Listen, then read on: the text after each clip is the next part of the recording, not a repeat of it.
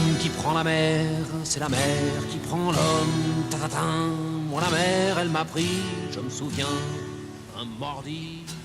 Gréeur, c'est celui qui va régler les mâts et installer les haubans sur les mâts, les régler et tout le truc. Mateloteur, c'est lui qui va travailler tous les cordages, faire les finitions sur les cordages, quoi.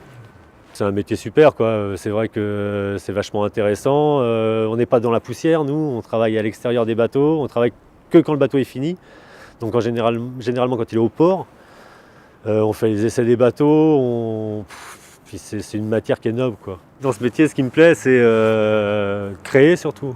Créer des trucs en fibre, en cordage, trouver des trucs que les autres ne trouvent pas. Et puis la vie qu'on a, quoi, à se trimballer de port en port, de pays en pays, de trucs complètement différents à chaque fois, parce qu'on ne fait pas que du bateau, quoi. On travaille aussi énormément pour le radeau des cimes, pour les cirques, parce qu'ils ont les mêmes problèmes que les bateaux. On a travaillé pour l'aérospatiale, pour le Paris-Dakar, pour en fait beaucoup de choses, quoi. Ça sert énormément maintenant la fibre. Pour rester informé, maintenant on est tout le temps dans le truc, donc on est tout le temps au courant des nouvelles fibres qui arrivent, des nouvelles matières qui arrivent, et puis on est contacté aussi par toutes les corderies qui dès qu'ils ont une fibre nouvelle, nous la donnent pour qu'on voit ce qu'on peut faire avec, quoi. Parce qu'eux ne savent pas forcément, ils ont la matière mais ils ne savent pas forcément l'appliquer sur un bateau, parce que en fait les cordiers travaillent pour tout un tas de trucs, et la voile chez eux c'est tout petit. Non seulement il faut que ça tienne, mais il faut bien savoir où le mettre. Et comment il va travailler avec le marin. C'est aussi, il faut qu'on connaisse bien les marins, parce que certains marins travaillent d'une façon, avec des bateaux d'une autre façon. En fait, c'est plein de choses qu'il faut connaître, quoi, et qu'il faut vraiment beaucoup d'expérience pour ça. Et des mille au cul aussi, quoi. Parce que si tu n'as pas navigué, tu ne peux pas faire notre métier, quoi.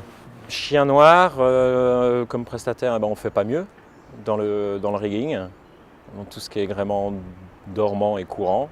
Lui, il a 25 ans d'expérience, moi j'en ai beaucoup moins. 7. Donc on fait appel à ces gens-là parce qu'on ne peut pas tout faire non plus.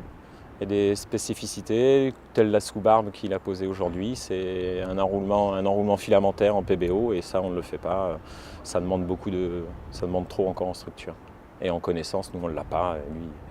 C'est du PBO qui vient du Japon, mais qui est retravaillé avant que nous on la touche. Elle est retravaillée avant par une corderie en Mayenne, la corderie Lancelin. Et ben nous on va l'assembler en fait, cette fibre. Pour faire de partir d'une petite fibre qui fait 200 kg, on va l'assembler pour que ça aille jusqu'à 20-30 tonnes. On a commencé il y a plus de 6 ans. Et au début, on a eu des petits soucis. Et puis plus ça a été. Et puis il faut que les marins qui vont le prendre acceptent, aient confiance en toi pour l'accepter sur leur bateau, parce qu'ils risquent leur peau quand même sur ces trucs-là.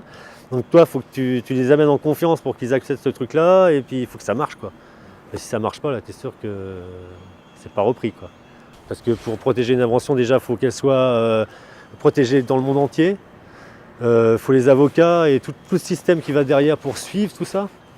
Et bon, alors nous, on préfère qu'on nous pique nos idées, mais avoir des idées d'avance. Comme nous, on a en général 5-6 ans d'avance par rapport aux autres, on arrive à tenir, quoi. Jusqu'au jour où on aura un mec qui sera plus intelligent que nous et qui nous baisera la gueule. Mais pour l'instant, ça va être fait, quoi. En ce moment, on travaille pour Camas, pour Parlier, pour le Pétrec. L'hydroptère, l'hydraplaneur. Alors l'hydroptère, c'est un engin qui se marche sur des feuilles et qui est un des bateaux les plus rapides au monde, a priori. Et là-dessus, on a tout fait, enfin en cordage, hein. Tous les haubans, les cordages, les filets. On a inventé un nouveau système de filets parce que ça soit très léger.